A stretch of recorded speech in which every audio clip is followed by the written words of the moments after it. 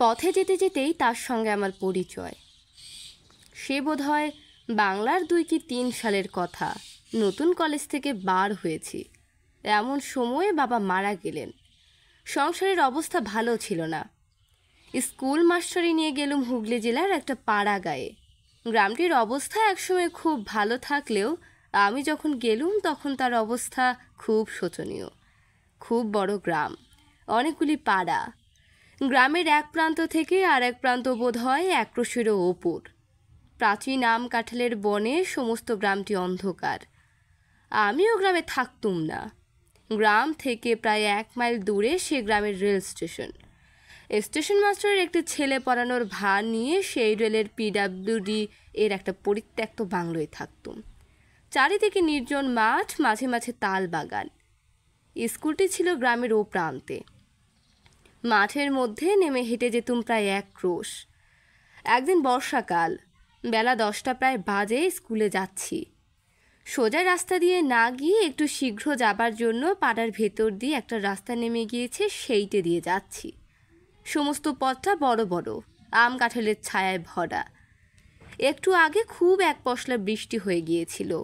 আকাশ মেঘে আচ্ছন্ন ছিল। গাছের ডাল থেকে টুপটুপ করে বৃষ্টির জল ঝরে পড়ছিল। একটা জীর্ণ ভাঙা ঘাটওয়ালা প্রাচীন পুকুরের ধার দিয়ে রাস্তা, সেই রাস্তা বেয়ে যাচ্ছি। সেই সময় কি একটি স্ত্রীলোক, খুব টকটকে রংটা, হাতে বালা অনন্ত, পরনে চওড়া লাল পাড়ের শাড়ি, বয়স ২৪-২৫ হবে। পাশের একটা সরু রাস্তা দিয়ে ঘোড়া নিয়ে উঠলেন আমার সামনের রাস্তায়। বোধহয় পুকুরে যাচ্ছিলেন জল আনবার জন্য। আমায় দেখে ঘুমটা টেনে পথের পাশে দাঁড়ালেন। আমি পাশ কাটিয়ে জোরে চলে গেলুম।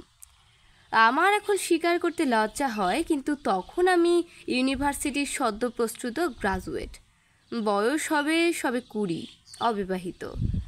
সংস্কৃত কাব্যসাহিত্যের পাতায় পাতায় যেসব তরলিকা, মঞ্জুলিকা, বাসন্তী, উজ্জয়িনীবাসিনী, অগরু বাস, মুদিত কেশী তরুণী অভিসারিকার দল, তারা আর তাদের সঙ্গে ইংরেজি কাব্যের মতো আলথিয়া, কত জেনেভিভ থেওবেসিয়া, তাদের নীল নয়ন আর তুষার ধবল কোমল বাহুবল্লিনী আমার তরুণ মনের মধ্যে রাত দিন একটা সুমিষ্ট কল্পলোকের সৃষ্টি করে রেখেছিল। তাই সেদিন সেই সুশ্রী তরুণী তার বালা অনন্ত পরা অনাবৃত হাত দুটির সুঠাম সৌন্দর্য আর সকলের ওপর তার পরনের শাড়ি দ্বারা নির্দিষ্ট তার সমস্ত দেহের একটা মহিমাহিন্য সীমারেখা আমার মুগ্ধ। তার বালা অনন্ত পরা অনাবৃত হাত দুটি, সুঠাম সৌন্দর্য আর সকলের উপর তার পরনের শাড়ি দ্বারা নির্দিষ্ট তার সমস্ত দেহের একটা মহিমান্বিত সীমারেখা আমাকে মুগ্ধ এবং অভিভূত করে ফেললে। আমার মনের ভিতর এক প্রকারের নতুন অনুভূতি। আমার বুকের রক্তের তালে তালে সেদিন একটা নূতন স্পন্দন আমার কাছে বড় স্পষ্ট হয়ে উঠল। বিকালবেলা রেল লাইনের ধারে মাঠে গিয়ে চুপ করে বসে রইলুম। তালবাগানের মাথার উপর সূর্য অস্ত যাচ্ছিল। বেগুনি রঙের মেঘগুলো দেখতে দেখতে ক্রমে ধূসর, পরেই আবার কালো হয়ে উঠতে লাগলো। আকাশের অনেকটা জুড়ে মেঘগুলো দেখতে হয়েছিল যেন একটা আদিম যুগের জগতের উপরিভাগের বিস্তীর্ণ মহাসাগর। বেশ কল্পনা করে নেওয়া যাচ্ছিল সেই সমুদ্রের চারিপাশে একটা গূঢ় রহস্যভরা অজ্ঞাত মহাদেশ, যার অন্ধকারময় বিশাল অরণ্যের মধ্যে প্রাচীন যুগের লুপ্ত অতিকায় প্রাণীরা সব ঘুরে বেড়াচ্ছে। দিন কেটে গিয়ে রাত হলো। বাসায় এসে আজকাল ততটা ত্রস্তভাবে ঘুমটা দেন না।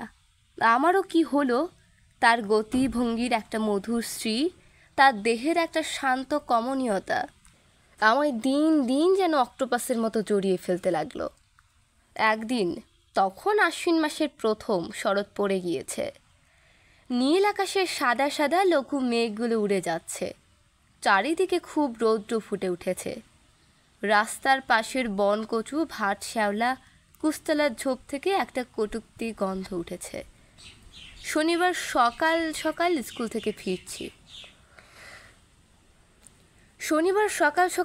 থেকে ফিরছি। রাস্তা নির্জন, কেউ কোনো দিকে নেই। পুকুরটার পথ ধরেছি। একদল ছাতারে পাখি পুকুরের ওপারের ঝোপের মাথায় কিচকিচ করছিল। পুকুরের জলের নীল ফুলের দলগুলো রৌদ্র তাপে মুড়ে ছিল। আমি আশা করিনি এমন সময় তিনি পুকুর ঘাটে আসবেন। কিন্তু দেখলুম তিনি জল ভরে উঠে আসছেন। এর আগে 4-5 দিন তাকে দেখিনি। হঠাৎ কি মনে হলো একটা বড় দুঃসাহসের কাজ করে বসলুম। তার কাছে গিয়ে বললুম, দেখুন, কিছু মনে করবেন না আপনি, আমি এখানকার স্কুলে কাজ করি, রোজ এই পথে যেতে যেতে আপনাকে দেখতে পাই। আমার বড় ইচ্ছে করে আপনি আমার বোন হন। আমি আপনাকে বৌদিদি বলবো, আমি আপনার ছোট ভাই, কেমন তো? তিনি আমার কথার প্রথম অংশটায় হঠাৎ চমকে উঠে কেমন জড়সড় হয়ে উঠেছিলেন। দ্বিতীয় অংশটায় তার সে চমকানো ভাবটা একটু দূর হলো। ঘোড়া কাখে নিচু চোখে চুপ করে দাঁড়িয়ে রইলেন। আমি যুক্ত করে প্রণাম করে বললুম, বৌদিদি, আমার এই ইচ্ছা আপনাকে পূর্ণ করতে হবে। আমাকে ছোট ভাইয়ের অধিকার দিতেই হবে আপনাকে। তিনি ঘোমটা অর্ধেকটা খুলে একটা স্থির শান্ত দৃষ্টিতে আমার দিকে চাইলেন। সুশ্রী মুখ যে আমি কখনো দেখিনি তা নয়, তবুও মনে হলো তার ডাগর কালো চোখ দুটির শ্রান্ত ভাব আর তার ঠোঁটের নিচের একটা বিশেষ ভাঁজ, এই দুটিতে মিলে তার সুন্দর মুখের গঠনে এমন এক বৈচিত্র্য এনেছে যা সচরাচর চোখে পড়ে না। খানিকক্ষণ দুজনে চুপ করে রইলুম। তারপর তিনি জিজ্ঞাসা করলেন, তোমার বাড়ি কোথায়? আনন্দে সারা গা কেমন শিউরে উঠল। বললুম, কলকাতার কাছে 24 পরগনা জেলায়, এখানে স্টেশনে থাকি। তিনি জিজ্ঞাসা করলেন, তোমার নাম কি? নাম বললুম। তিনি বললেন, তোমার বাড়িতে কে কে আছেন? বললুম, এখন বাড়িতে শুধু মা আর দুটি ছোট ছোট ভাই আছে। বাবা এই 2 বৎসর মারা গিয়েছে। তিনি একটু যেন আগ্রহের সুরে বললেন, তোমার কোনো বোন নেই? আমি বললুম, না, আমার 2জন বড় বোন ছিলেন, তারা অনেক দিন মারা গিয়েছেন। বড়দি যখন মারা যান তখন আমি খুব ছোট। মেজদি 5 বৎসর মারা গিয়েছেন। আমি এই মেজদিকেই জানতুম। তিনি আমায় বড় ভালোবাসতেন। তিনি আমার চেয়েও 6 বছরের বড় ছিলেন। তার দৃষ্টি একটু ব্যথাকাতর হয়ে গেল।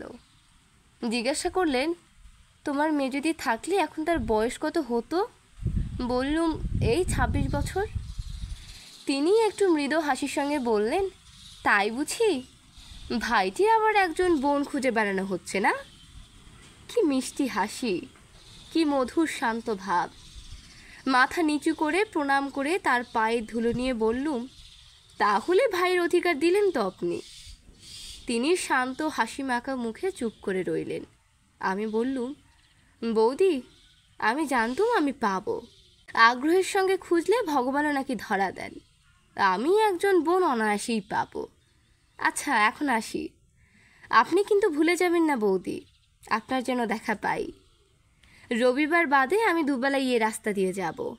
আমার মাঠের ধারে তাল বাগানটার পাখিগুলো রোজই সকাল বিকাল ডাকে। একটা কি পাখি তার সুর খাদ থেকে ধাপে ধাপে তুলে একেবারে পঞ্চমে চড়িয়ে আনে। মন যেদিন ভারী থাকে সেদিন সে সুরের উদাস মাধুর্য প্রাণের মধ্যে কোনো সাড়া দেয় না। আজ দেখলুম পাখিটার গানের সুরের স্তরে স্তরে হৃদয়টা কেমন লঘু থেকে লঘুতর হয়ে উঠছে।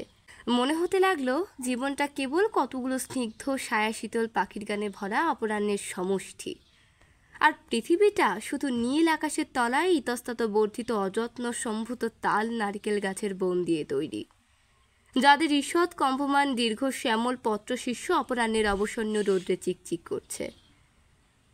তার পরদিন বৌদিদির সঙ্গে দেখা হলো ছুটির পর বিকেলবেলা। বৌদিদি যেন চাপা হাসি সুরে জিজ্ঞাসা করলেন, এই যে বিমনের বুঝি আজ খুব সকাল সকাল স্কুলে যাওয়া হয়েছিল? আমি উত্তর দিলুম, বেশ বৌদি, আমিও বেলা তো ঠিক সময়ে গেলুম, আপনিই ছিলেন না। এখন দোষটা বুঝি আমার ঘাড়ে চাপানো হচ্ছে না? আর বৌদি, ঘাটেও বেলা আরও সব মেয়েরা ছিলেন। বৌদিদি হেসে ফেললেন, বললেন, তাই তো, ভাইটির আমার ও বেলা তো বড় বিপদ গিয়েছে তাহলে। আমার একটু লজ্জা হলো। ভালো করে জবাব দিতে না পেরে বললুম, তা নয় বৌদি, আমি এখানে অপরিচিত, পাড়ার মধ্যে দিয়ে পথ, পাছে কে কিছু মনে করে। বৌদিদির চোখে কৌতুক দৃষ্টি তখনও যায়নি। তিনি বললেন, আমি ও বেলা ঘাটের জলেই ছিলাম বিমল। তুমি ওই চটকা গাছটার তলায় গিয়ে একবার ঘাটের দিকে চেয়ে দেখলে, আমায় তুমি দেখতে পাওনি। আমি জিজ্ঞাসা করলুম, বৌদি আপনার বাপের বাড়ি কোথায়? বৌদিদি উত্তর দিলেন, খোলাপতা চেনো? সেই খোলাপাতায়। আমি ইতস্তত করছি দেখে আমায় আর একটু বিশদ সংবাদ দিয়ে বললেন, ওই যে খোলাপতার রাস। বৌদিদির হাসি ভরা দৃষ্টি যেন একটু গর্ব মিশ্রিত হয়ে উঠল। কিন্তু বলা আবশ্যক যে খোলাপতা বলে কোনো গ্রামের নাম এই আমি প্রথম শুনলুম, অথচ বৌদির বাপের বাড়ি যেখানে এমন রাস হয়। সেই বিশ্ব বিস্তৃত খোলাপতর ভৌগোলিক অবস্থান সম্বন্ধে আমার অজ্ঞতা পাছে তার মনে ব্যথা দেয়, এই ভয়ে বলে ফেললুম, ও সেই খোলাপতয়? ওটা কোন জেলায় ভালো? বৌদিদির কাছ থেকে সাহায্য পাওয়ার প্রত্যাশা করেছিলাম, কিন্তু দেখলুম তিনি সে বিষয়ে নির্বিকার। তার হাসি ভরা সরল মুখখানির দিকে চেয়ে আমার করুণা হলো। এই সমস্ত জটিল ভৌগোলিক তত্ত্বের মীমাংসা নিয়ে তাকে পীড়িত করতে আর আমার মন সরল না। বললুম, আচ্ছা বৌদি, আসি তাহলে। বৌদিদি তাড়াতাড়ি ঘরের মুখ থেকে কলার পাতে মোড়া কি বার করলেন, সেইটা আমার হাতে দিয়ে বললেন, কাল চাপড়া ষষ্ঠীর জন্য ক্ষীরের পুতুল তৈরি করেছিলাম, আর গোটা কত কলার বড়া আছে, বাসায় গিয়ে খেও। 4-5 দিন জ্বরভোগের পর একদিন পথ্য পেয়ে স্কুলে যাচ্ছি, বৌদিদির সঙ্গে দেখা। আমায় আসতে দেখে বৌদিদি উৎসুক দৃষ্টিতে অনেক দূর থেকে আমার দিকে চেয়েছিলেন। নিকটে যেতে জিজ্ঞাসা করলেন, এ কি বিমল, এমন মুখ শুকনো কেন? বললুম, জ্বর হয়েছিল বৌদিদি। বৌদিদি উদ্বেগের সুরে বললেন, ও তাই তুমি 4-5 দিন আসোনি বটে। আমি ভাবলাম বোধহয় কিসের ছুটি আছে। আহা, তাই তো, বড্ড রোগা হয়ে গিয়েছ যে বেমল। তার চোখের দৃষ্টিতে একটা সত্যিকারের ব্যথা মিশ্রিত স্নেহের আত্মপ্রকাশ বেশ বুঝতে পেরে মনের মধ্যে একটা নিবিড় আনন্দ পেলুম। হেসে বললুম, যে দেশ আপনাদের বৌদি একবার অতিথি হলে আপ্যায়নের চোটে একেবারে অস্থির করে তুলবে। বৌদিদি জিজ্ঞাসা করলেন, আচ্ছা বিমল, ওখানে তোমায় রেঁধে দেয় কে? আমি বললুম, কে আর রাঁধবে, আমি নিজেই। বৌদিদি একটু চুপ করে রইলেন, তারপর বললেন, আচ্ছা বিমল, এক কাজ করো না কেন? আমি জিজ্ঞাসা করলুম, কি বৌদি? তিনি বললেন, মাকে এই পুজোর ছুটির পর নিয়ে এসো। এরকমভাবে কি করে বিদেশে কাটবে বিমল? লক্ষ্মীটি, ছুটির পর মাকে অবশ্যই করে নিয়ে এসো। এই গায়ের ভেতর অনেক বাড়ি পাওয়া যাবে, আমাদের পাড়াতেই আছে। না হলে অসুখ হলে কে একটু জল দেয়। আচ্ছা বিমল, আজ যে পথ্য করলে কে রেঁধে দিলে? আমার হাসি পেল। বললুম, কে আবার দেবে বৌদি, নিজেই করলুম। তিনি আমার দিকে যেন কেমনভাবে খানিকক্ষণ চেয়ে রইলেন। তার সেদিনকার সেই সহানুভূতি, বিগলিত স্নেহ মাখানো মাতৃমুখের জল ভরা কালো চোখ দুটি পরবর্তী জীবনে আমার অনেক দিন পর্যন্ত মনে ছিল। সেদিন স্কুল থেকে আসবার সময় দেখি বৌদিদি যেন আমার জন্যই অপেক্ষা করছেন। আমায় দেখে কলার পাতায় মোড়া কি একটা আমার হাতে দিয়ে বললেন, শরীরটা একটু না সালে রাত্রে গিয়ে রান্না, সে পেরে উঠবে না বিমল, এই খাবার দিলাম, রাত্রে খেয়েও। বোধহয় একটু আগেই তৈরি করে এনেছিলেন। আমি হাতে বেশ গরম পেলুম। বাসায় এসে কলার পাতা খুলে দেখি খান কতক রুটি, মোহনভোগ আর মাছের একটা ডালনা মতো। তারপর দিন ছুটির পর আসবার সময়ও দেখি বৌদিদি খাবার হাতে দাঁড়িয়ে রয়েছেন। আমার হাতে দিয়ে বললেন, বিমল, তুমি তোমার ওখানে দুধ নাও? আমি বললুম, কেন? তাহলে দুধও খানিকটা করে দেন বুঝি? সত্যি বলছি বৌদি, আপনি আমার জন্য অনর্থকে কষ্ট করবেন না, তাহলে এই রাস্তায় আমি আর আসছি না। বৌদিদির গলা ভারী হয়ে এলো। আমার ডান হাতটা আস্তে আস্তে এসে ধরে ফেললেন। বললেন, লক্ষ্মী ভাইছি, ও কথা বলো না। আচ্ছা, আমি যদি তোমার মেজদি হতাম তাহলে এ কথা কি আজ আমায় বলতে পারতে? আমার মাথায় দিব্যি রইল, এ পথে রোজ যেতেই হবে। সেই দিন থেকে বৌদিদি রোজ রাত্রের খাবার দেওয়া শুরু করলেন। 7-8 দিন পরে রুটির বদলে কোনো দিন লুচি, কোনো দিন পরোটা দেখা দিতে লাগলো। তার সে আগ্রহ ভরা মুখের দিকে চেয়ে আমি তার সেসব স্নেহের দান ঠিক অস্বীকারও করতে পারতুম না। অথচ এই ভেবে অস্বস্তি বোধ করতুম যে আমার এই নিত্য খাবার জোগাতে না জানি বৌদিকে কত অসুবিধায় পোহাতে হচ্ছে। তারপরে আশ্বিন মাসের শেষে পুজোর ছুটি এসে পড়াতে আমি নিষ্কৃতি পেলুম। সমস্ত পুজোর ছুটিটা কি নিবিড় আনন্দেই কাটল সেবার। আমার আকাশ বাতাস যেন রাত দিন আফিমের রঙে ধুমে আচ্ছন্ন থাকতো। ভোরবেলা উঠানে শিউলি গাছের সাদা ফুল বিছানো তলাটা দেখলে হেমন্ত রাত্রির শিশির ভেজা ঘাসগুলোর গা যেমন শিউরে আছে, ওই রকম আমার গা শিউরে উঠত। কার ওপর আমার জীবনের সমস্ত ভার অসীম নির্ভরতার সঙ্গে চাপিয়ে দিয়ে আমার মন যেন শরতের জলভার নামানো হালকা মেঘের মতো একটা সীমাহারা হাওয়া রাজ্য ভেসে বেড়াতে লাগলো। ছুটি ফুরিয়ে গেল। প্রথম স্কুল খুলবার দিন পথে তাকে দেখলুম না। বিকালে যখন ফিরি তখন শীতল হাওয়া একটু একটু দিচ্ছে। পথের ধারের এক জায়গায় খানিকটা মাটি কারা বর্ষাকালে তুলে নিয়েছিল। সেখানটায় একটা বন কচু, কাল কাসুন্দা, ধুতরা, কুচকাটা, ঝুমকোলতার দল পরস্পর জড়াজড়ি করে একটুখানি ছোট ছোট ঝোপ মতো তৈরি করেছে। শীতল হেমন্ত অপরাহ্নের ছায়া সবুজ ঝোপটির ওপর নেমে এসেছে। এমন একটা মিষ্টি নির্মল গন্ধ গাছগুলো থেকে উঠেছে, এমন সুন্দর শ্রী হয়েছে ঝোপটির। সমস্ত ঝোপটি যেন বনলক্ষ্মীর শ্যামল শাড়ির একটা অঞ্চল প্রান্তের মতো। তার পরদিন তাকে দেখলুম।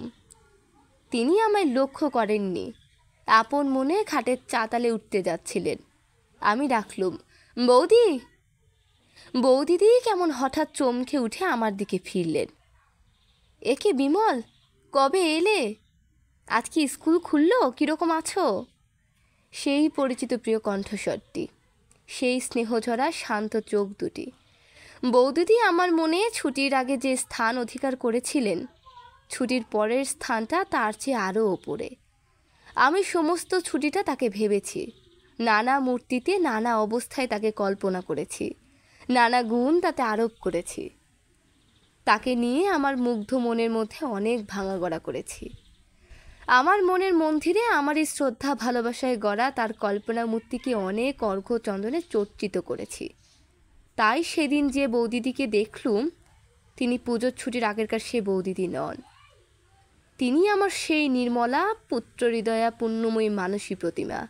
আমার পার্থিব বৌদিদিকে তিনি তার মহিমাখচিত দিব্য বর্ষণের আচ্ছাদনে আবৃত করে রেখেছিলেন। তার স্নেহ করুণার জ্যোতিষ বাষ্পে বৌদিদির রক্ত মাংসের দেহেটার একটা আড়াল সৃষ্টি করেছিলেন। আমার মাথা শ্রদ্ধায় সম্ভ্রমে নত হয়ে পড়ল। আমি তার পায়ের ধুলো নিয়ে প্রণাম করলুম।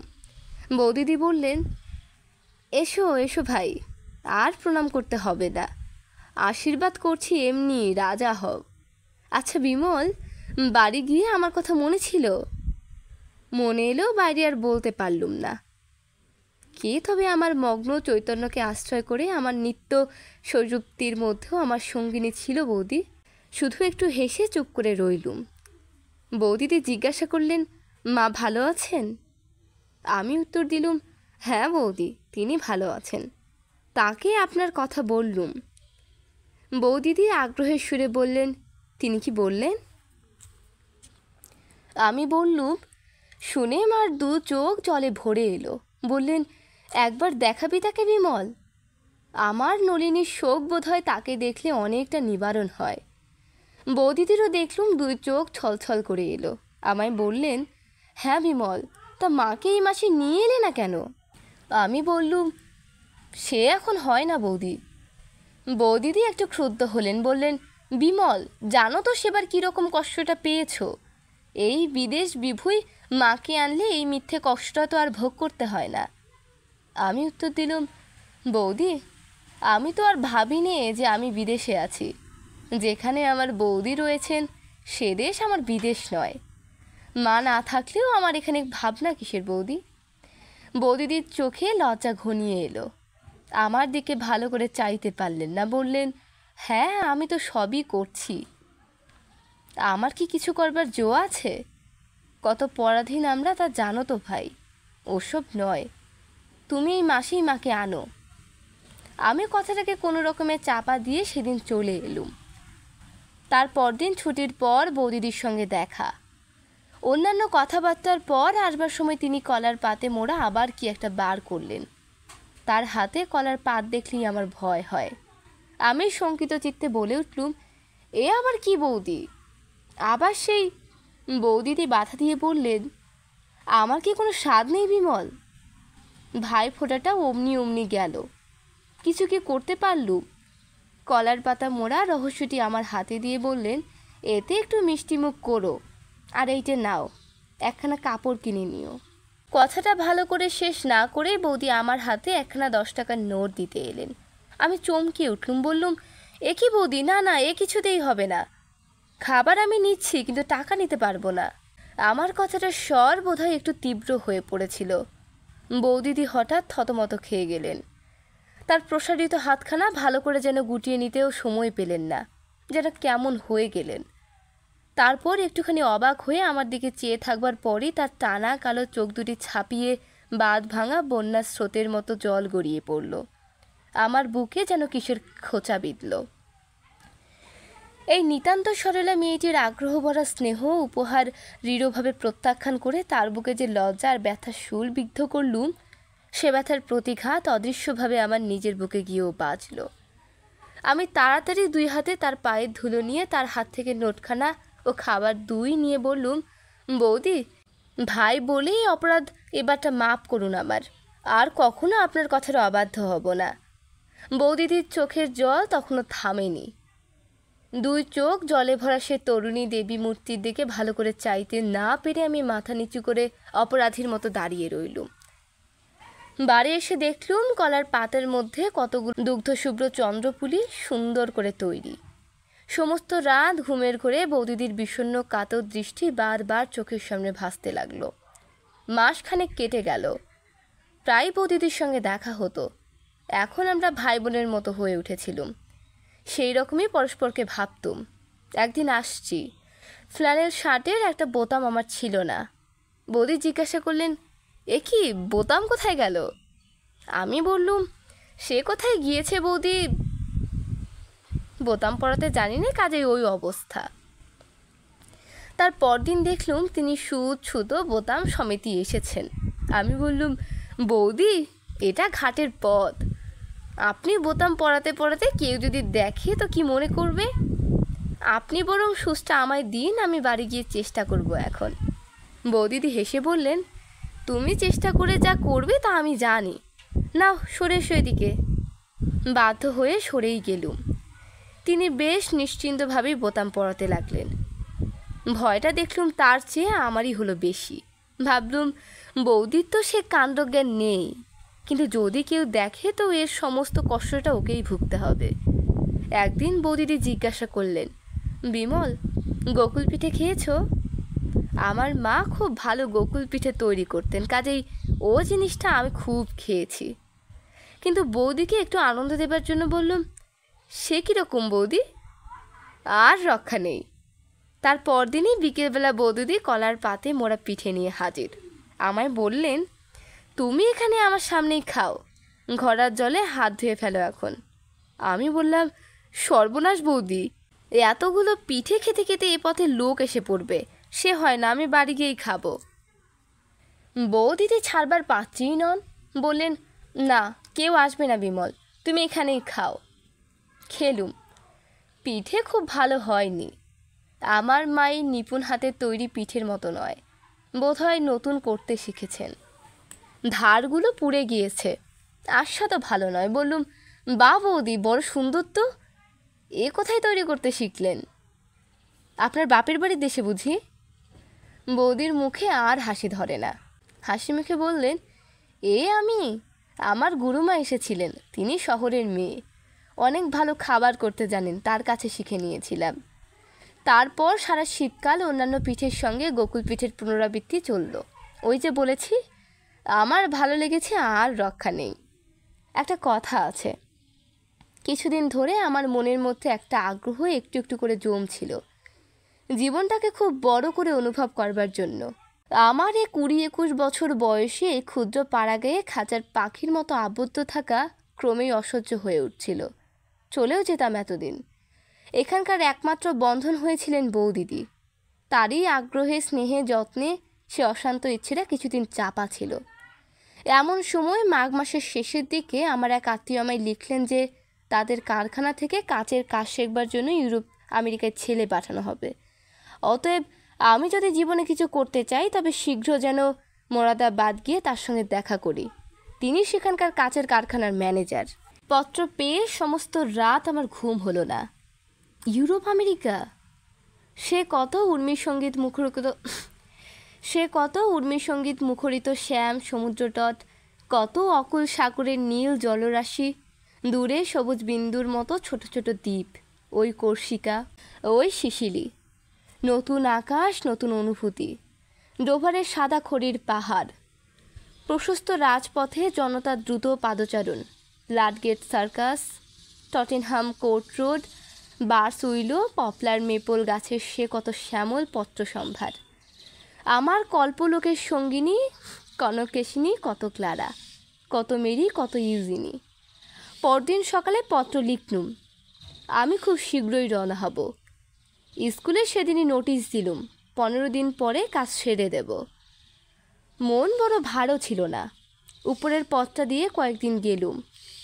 10-12 দিন পর নিচের পথটা দিয়ে যেতে যেতে একদিন বৌদিদির সঙ্গে দেখা। বৌদিদি একটু অভিমান প্রকাশ করলেন, বিমল বড় গুণের ভাই তো, আর 4-5 দিনের মধ্যে বোনটা বাঁচল কি মরল তা খোঁজ করলে না। আমি বললাম, বৌদিদি করলে সেটাই অস্বাভাবিক হতো। বোনেরাই ভাইদের জন্য কেঁদে মরে, ভাইয়ের দায় পড়েছে বোনদের ভাবনা ভাবতে। দুনিয়া শুধু ভাই বোনেরই এই অবস্থা। বৌদিদি খিলখিল করে হেসে উঠলেন। এই তরুণীর হাসিটি বালিকার মতো এমন মিষ্ট নির্মল যে এ শুধু লক্ষ্মী পূর্ণিমার রাতের জ্যোৎস্নার মতো উপভোগ করবার জিনিস, বর্ণনা করবার নয়। বললেন, তা জানি, নাও আর গুমর করতে হবে না। সে গুণ যে তোমাদের আছে তা কি আমরা ভেতরে ভেতরে বুঝি না? কিন্তু বুঝে কি করব, উপায় নেই। হ্যাঁ, তা সত্যি সত্যি মাকে কবে আনছো? আমার কাজ ছেড়ে দেওয়ার কথা আমি বৌদিদিকে কিছু বলিনি। সে কথা বললে তিনি মনে অত্যন্ত আঘাত পাবেন, এ আমি বুঝতে পেরেছিলুম। একবার ভাবলুম সে তো জানাতেই হবে, একদিন বলে ফেলি। কিন্তু অমন সরল হাসি ভরা মুখ, অমন নিশ্চিন্ত শান্তির ভাব বলতে বড় বাধল। মনে মনে বললুম, তোমরা কেবল বুঝি স্নেহ ঢেলে দিতেই জানো। তোমাদের স্নেহপাত্রদের বিদায়ে বাজনা যে বেজে উঠেছে, এই সম্বন্ধে এরকম অজ্ঞান কেন? জিজ্ঞাসা করলুম, বৌদি একটা কথা বলি, আপনি আমায় এই অল্প দিনে এত ভালোবাসলেন কি করে? আচ্ছা, আপনারা কি ভালোবাসার পাত্রাপাত্রও দেখেন না? আমি কে বৌদি যে আমার জন্য এত করেন? বৌদিদির মুখ গম্ভীর হয়ে এলো। তার ওই এক বড় আশ্চর্য ছিল, মুখ গম্ভীর হলে প্রায় চোখে জল আসবে, জল কেটে গেল তো আবার হাসি ফুটবে। শরতের আকাশে রোদ বৃষ্টি খেলার মতো। বললেন, এতদিন তোমায় বলিনি বিমল, আজ 5 বছর হলো আমার ছোট ভাই আমার মায়া কাটিয়ে চলে গিয়েছে। তারও নাম ছিল বিমল। থাকলে সে তোমারই মতো হতো এতদিন, আর তোমারই মতো দেখতে। তুমি যেদিন প্রথমে রাস্তা দিয়ে যাও, তোমায় দেখেই আমার মনের মধ্যে সমুদ্র উথলে উঠল। সেদিন বাড়ি গিয়ে আপন মনে কত কেঁদেছিলাম। তুমি এখান দিয়ে যেতে, রোজ তোমাকে দেখতাম। যেদিন তুমি আপনা হতেই দিদি বলে ডাকলে, সেদিন থেকে আজ পর্যন্ত যে কী সুখে আছে তা বলতে পারিনি। তোমায় যত্ন করে তুমি যে বড় বোনের মতো ভালোবাসো, তাতে আমি বিমলের শোক অনেকটা ভুলেছি। এই এক ভাই ছিল আমার। তুলসীতলায় রোজ সন্ধ্যাবেলা কত প্রণাম করি, বলি, ঠাকুর এক বিমলকে তো পায়ে টেনে নিয়েছ, আর এক বিমলকে যদি দিলে তো এর মঙ্গল করো, একে আমার কাছে রাখো। চোখের জলে বৌদিদির গলা আড়ষ্ট হয়ে গেল। আমি কিছু বললুম না, বলবো কি? একটু পরে বৌদিদি নিজেকে একটু সামলে নিয়ে জল ভরা চোখ দুটি তুলে আমার মুখের দিকে চাইলেন। কি সুন্দর তাকে দেখাচ্ছিল। কালো চোখ দুটি ছলছল করছে, টানা ভুরু যেন আরও নেমে এসেছে, চিবুকের ভাঁজটি আরও পরিস্ফুট, যেন কোনো নিপুণ প্রতিমাকারক সরু বাঁশের চেচারি দিয়ে কেটে তৈরি করেছে। পথের পাশে প্রথম ফাল্গুনের মুগ্ধ আকাশের তলায় আঁকুর ফুলের একটা ঝোপে কাঁটাওয়ালার ডালগুলিতে থলো থলো সাদা ফুলে ফুটেছিল। পথের পাশেই প্রথম ফাল্গুনের মুগ্ধ আকাশের তলায় আঁকুর ফুলের একটা ঝোপে কাঁটাওয়ালার ডালগুলিতে থলো থলো সাদা ফুল ফুটেছিল। মনের ফাঁকে ফাঁকে নেশা জমিয়ে আনে এমনি তার মিষ্টি গন্ধ। দুজনে অনেকক্ষণ কথা বলতে পারলুম না। খানিক পরে বৌদিদি বললেন, সেই জন্যই বলছি ভাই, মাকে আনো। আমাদের পাড়ায় চৌধুরীদের বাড়িটা পড়ে আছে, ওরা এখানে থাকে না, খুব ভালো বাড়ি, কোনো অসুবিধা হবে না। তুমি মাকে নিয়ে এসো, ওখানেই থাকো। সে তাদের পত্র লিখলে তারা রাজি হবেন। বাড়ি তো এমনিই পড়ে আছে, তোমার বোন পরাধীন, কিছু করবার তো ক্ষমতা নেই। তোমার সঙ্গে এসব দেখাশোনা, এসব লুকিয়ে বাড়ির কেউ জানে না। তুমি দুবেলা ঘাটের পথ দিয়ে যেও, দেখেই আমি শান্তি পাবো। মাকে এই মাসেই আনো। কেমন করে তা হবে? একটু চুপ করে থেকে জিজ্ঞাসা করলুম, বৌদি, আমি এখানে থাকলে কি আপনি খুব খুশি হবেন? বৌদিদি বললেন, কি বলবো বিমল, মাকে আনলে তোমার কষ্টটাও কম হয়, তা বুঝেও আমার সুখ। আর বেশ দুটি ভাই বোন এক জায়গায় থাকবো, 12 মাস দুবেলা দেখা হবে, কি বলো? আমি বললুম, ভাই যদি কোনো গুরুতর অপরাধ করে আপনার কাছে, তাকে ক্ষমা করতে পারবেন? বৌদিদি বললেন, শোনো কথার ভঙ্গি ভাইটির আমার কাছে তোমার আবার অপরাধটা কিসে শুনি? আমি জোর করে বললুম, না বৌদি, ধরুন যদি তা করি তাহলে? বৌদিদি আবার হেসে বললেন, না না, তাহলেও না। ছোট ভাইটির কোনো কিছুতেই অপরাধ নেই আমার কাছে, আমি যে বড় বোন।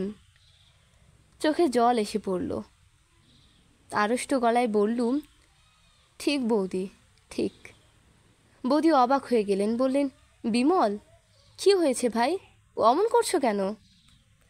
মুখ ফিরিয়ে আনতে উদ্যত হলুম, বললুম, কিছু না বৌদি, অমনি বলছি। বৌদিদি বললেন, তবু ভালো, ভাইটির আমার এখনও ছেলে মানুষে যায়নি। হ্যাঁ, ভালো কথা বিমল, তুমি ভালোবাসো বলে বাগানের কলার কাঁদি আজ কাটিয়ে রেখেছি, পাকলে একদিন ভালো করে দেবো এখন। তার পরদিনই আমার নোটিশ অনুসারে স্কুলের কাজের শেষ দিন। গিয়ে শুনলাম আমার জায়গায় নতুন লোক নেওয়া ঠিক হয়ে গিয়েছে। স্কুলের সকলের কাছে বিদায় নিয়ে চলে এলুম। শুধু একবার শেষ দেখা করবার জন্যই তার পরদিন পুকুরের ঘাটে ঠিক সময় গেলুম। তার দেখা পেলে যে কি বলবো তা ঠিক করে সেখানে যাইনি। সত্য কথা সব খুলে বলতে বোধহয় পারতুম সেদিন, কিন্তু দেখা হলো না। সব দিন তো দেখা হতো না, প্রায় 2 দিন 3 দিন অন্তর দেখা হতো, আবার কিছুদিন ধরে হয়তো রোজই দেখা হতো। সেদিন বিকালে গেলুম, তারপর দিন সকালেও গেলুম, কিন্তু দেখা পেলুম না। সেদিন চলে আসবার সময় সেখানটার মাটি একটু কাগজে মুড়ে পকেটে নিলুম। সেখানে তার সঙ্গে প্রথম পরিচয় হবার দিন তিনি দাঁড়িয়েছিলেন। সেদিনই বিকালে জিনিসপত্র গুছিয়ে নিয়ে চিরদিনের মতো সে গ্রাম পরিত্যাগ করলুম। মাঠের কোলে ছাতিম গাছের বনের মধ্যে কোথায় ঘুঘু ডাকছিল। সেসব আজ 25-26 বছর আগেকার কথা। তারপরে জীবনে কত ঘটনা ঘটে গেল। ভগবানের কি অসীম করুণার দানই আমাদের এই জীবনটুকু। উপভোগ করে দেখলুম কি মধু। কত নতুন দেশ, নতুন মুখ, কত জ্যোৎস্না রাত্রি, নতুন নবছোপের নতুন ফুল, কত জুঁই ফুলের মতো শুভ্র নির্মল হৃদয়, কান্না জড়ানো কত সে মধুর স্মৃতি। কাকার কাছে মোর্দাবাদে কাচের কারখানায় গেলুম। বছরখানেক পরে তারা আমায় পাঠিয়ে দিল জার্মানিতে কাচের কাজ শিখতে। তারপর গোলয়ে গেলুম কাটা বেলোয়ারি কাচের কারখানার কাজ শেখবার জন্য। কেলেওয়ে অনেক দিন রইলুম। সেখানে থাকতে একজন আমেরিকান যুবকের সঙ্গে খুব বন্ধুত্ব হলো। তিনি ইলিয়ন বিশ্ববিদ্যালয়ের গ্রাজুয়েট। শিকাগো ইন্টারন্যাশনাল কাগজে তিনি ফ্রান্স দেশস্থ সংবাদদাতা। কলোয়ে সব সময় না থাকলেও তিনি প্রায়ই ওখানে আসতেন। তারই পরামর্শে তার সঙ্গে আমেরিকায় গেলুম। তার সাহায্যে 2-3টা বড় বড় কাচের কারখানার কাজ দেখবার সুযোগ পেলাম। পিটসবার্গে কর্নেগির ওখানে প্রায় 6 মাস রইলুম, নতুন ধরনের ব্লাস্ট ফার্নেসের কাজ ভালো করে বোঝবার জন্য। মিডল ওয়েস্টের একটা কাচের কারখানায় প্রভাতে কি বসু বলে একজন বাঙালি যুবকের সঙ্গে দেখা হলো। তারও বাড়ি 24 পরগনা জেলায়। সে ভদ্রলোক নিঃসম্বলে জাপান থেকে আমেরিকায় গিয়ে মহা হাবুডুবু খাচ্ছিলেন। তারই মুখে শুনলুম সিয়াটলে নতুন কাচের কারখানা খোলা হচ্ছে। আমি জাপান দিয়ে আসবো স্থির করেছিলুম, কাজেই আসবার সময় সিয়াটল গেলুম। তারপর জাপান ঘুরে দেশে এলুম। মা ইতিমধ্যে মারা গিয়েছেন। ভাই দুটিকে নিয়ে গেলুম মোরাদাবাদে। বেশি দিন ওখানে থাকতে হলো না। বোম্বেতে বিয়ে করেছি, আমার শ্বশুর এখানে ডাক্তারি করতেন। সেই থেকে বোম্বে অঞ্চলেরই অধিবাসী হয়ে পড়েছি। বহুদিন বাংলাদেশে যাইনি, প্রায় 16-17 বছর হলো। বাংলাদেশের জল, মাটি, গাছপালার জন্য মনটা তৃষিত আছে। তাই আজ সন্ধ্যার সময় সমুদ্রের ধারে বসে আমার সবুজ শাড়ি পরা বাংলার মায়ের কথাই ভাবছিলাম। রাজাবাই টাওয়ারের মাথার ওপর এখনও একটু একটু রোদ আছে। বন্দরের নীল জলে মেসাজেরি মারুতিদের একখানা জাহাজ দাঁড়িয়ে দাঁড়িয়ে ধোঁয়া ছাড়ছে। এখানে এখনে ছেড়ে যাবে। বাঁ ধারে খুব দূরে এলিফ্যান্টের নীল সীমারেখা। ভাবতে ভাবতে প্রথম যৌবনের একটা বিস্তৃত প্রায় ঝাপসা ছবি বড় স্পষ্ট হয়ে মনে এলো। 25 বছর পূর্বের এমনই এক সন্ধ্যায় দূর বাংলাদেশের এক নিভৃত পল্লীগ্রামের জীর্ণ শান বাঁধানো পুকুরের ঘাট বেয়ে উঠেছে আর্দ্র বসনা তরুণী এক পল্লীবধূ। মাটির পথের বুকে বুকে লক্ষ্মীর চরণ চিহ্নের মতো তার জল সিক্ত পাদখানির রেখা আঁকা। আধার সন্ধ্যায় তার পথের ধারে বেণীকুঞ্জে লক্ষ্মী বেচা ডাকছে। তার স্নেহভরা পবিত্র বুকখানি বাইরের জগৎ সম্বন্ধে নিশ্চিন্ত অনিশ্চয়তায় ভরা। আম কাঁঠালের বনের মাথার উপরকার নীলাকাশে দু একটা নক্ষত্র উঠে সরসা স্নেহ দুর্বলা বধূটির উপর সস্নেহ কৃপাদৃষ্টিতে চেয়ে আছে। তারপরে এক শান্ত আঙ্গিনায় তুলসী মঞ্চমূলে স্নেহাস্পদের মঙ্গল প্রার্থিনী সেকন প্রণাম নীরবতা মাতৃমূর্তি, করুণামাখা অশ্রু ছলছল। ওগো লক্ষ্মী, ওগো স্নেহমোহী পল্লী বধূ, তুমি আজও কি আছো? এই সুদীর্ঘ 25 বছর পরে আজও তুমি কি সেই পুকুরের ভাঙা ঘাটে সেরকম জল আনতে যাও? আজ সে কতকালের কথা হলো। তারপর জীবনে আবার কত কি দেখলুম, আবার কত কি পেলুম। আজ কতদিন পরে আবার তোমার কথা মনে পড়ল। তোমায় আবার দেখতে বড় ইচ্ছে করছে দিদিমণি। তুমি আজও কি আছো? মনে আসছে অনেক দূরের যেন কোনো খড়ের ঘর, মিটে মিটে মাটির প্রদীপের আলো, মৌন সন্ধ্যা, নীরব ব্যথার অশ্রু, শান্ত সৌন্দর্য, স্নেহ মাকা রাঙা শাড়ির আঁচল। আরব সমুদ্রের জলে এমন করুণ সূর্যাস্ত কখনো হয়।